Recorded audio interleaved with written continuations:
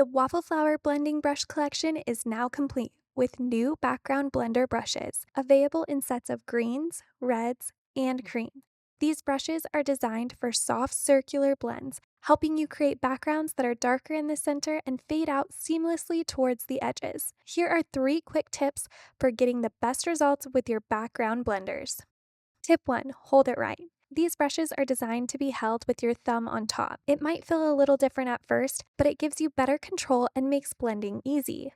Tip 2. Swirl, don't dab. Swirl your brushes on your ink pad to pick up the color. This helps prevent harsh lines. A couple of circles on the pad should be enough each time. A little ink goes a long way.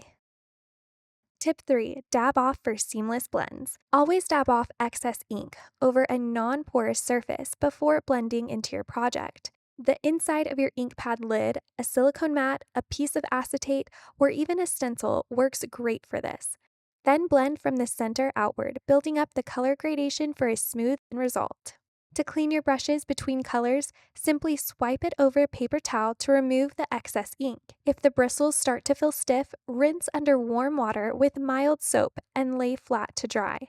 Avoid using rubbing alcohol, it can dry out the bristles. We love how fun and easy background blending becomes with the Waffle Flower background blender brushes.